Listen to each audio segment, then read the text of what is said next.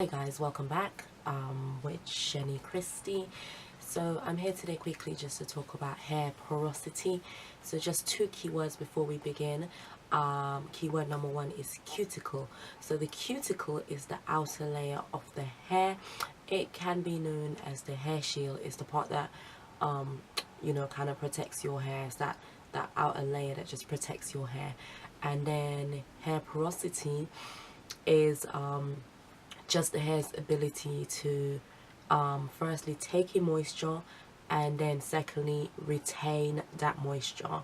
So if you haven't heard about hair porosity before, that's fine. Until I did this research, I'd heard of it, but as far as I was concerned, it didn't really concern me, and so I never looked into it. But having looked up hair porosity, I realized how important it is to natural hair, and just hair in general is so important that we know what our porosity is, which is why I'm here today, just to tell you a little bit more about it and why it's important. So if you don't know, hair porosity is important because if you want to build a healthy hair care regimen, you need to know the porosity of your hair. If you need to take care of your hair, you also need to know the porosity of your hair, because we know that moisture is so good for our hair in general, and so we need to know how we need to moisturize our hair, when we need to moisturize our hair, and what we need to use to do it, so that we can have really healthy hair.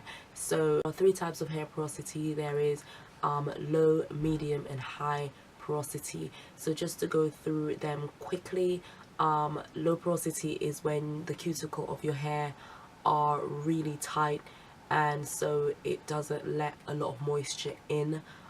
Just so you know, porosity, it tends to be genetics, so it tends to be inherited, and so therefore there's not much you can do about it. But in the same way that it's inherited, for every nature there is always nurture, and so sometimes, even though it mostly is inherited, there are things that you can do to help the porosity of your hair or to help manage the porosity of your hair. So as I was saying, low porosity hair is when your cuticles are really tight and it doesn't let a lot of moisture in. When you have low porosity hair, you're also your hair is very adverse to chemical treatment, so things like relaxer, straightening, hair coloring, all of those things your hair tend to be quite resistant to, because of the porosity of your hair. When I heard about porosity in hair and I was reading up on it, I knew I had low porosity hair even before I did the porosity test. I won't talk about the porosity test in this video, but I will talk about it in another video, and I'll also show you how to test the porosity of your hair. But when I heard about porosity, I just knew I had low porosity hair, because when I heard about it being resistant to chemical and treatments and relaxer and so forth, I knew straight away I had it. Because when I had relaxed hair 4.5 years ago, I had to basically relax my hair every 3 weeks. So when I heard about that, I was like, yep, that's me. But I did the test because I think that it's never good to just make any assumptions when it comes to your hair. You need to know what your hair is and what it can manage, so that you can take care of it as best as possible. So the features of low porosity hair is it doesn't let moisture in very easily, number one. Number two, it resists chemicals and processing. Number three, because it doesn't let moisture easily, it is prone to build up. And what that means is that if you use thick creams and thick butters and moisture, then it tends to just kind of like sit on your hair and it doesn't absorb into your hair. So if you have this kind of hair, you need to find different ways of treating it. So one way to treat low porosity hair is to use things like your jojoba oil, grapeseed oil, almond oil, and all those oils that are really good for moisturizing your hair and keeping moisture in and maintaining moisture and so forth. You must also avoid products with low pH. If the product is really acidic, it will basically keep your cuticles closed, and if it keeps your cuticle closed, then it will stop moisture going in. Also guys, try to stay away from things like protein, thick proteins, and also use products like steamers. So when you're deep conditioning your hair or moisturizing your hair, try to steam it as much as possible. So what steaming does is it opens up your air cuticles, and it results in moisture being able to maintain, or your hair letting moisture in.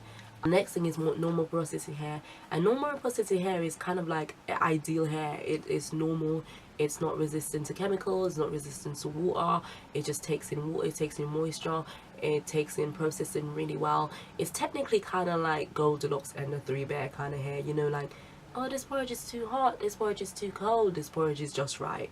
Like normal porosity hair is like just right hair, but you need to be careful. Even if you do have normal porosity hair, you need to build a really good hair regimen, because you need to remember that hair is also a factor of nurture, and therefore if you don't take care of your hair, normal porosity hair can also become high porosity hair if it's not taken care of very well. So the porosity of your hair, even though it's inherent, can be changed by the structure of the things around you.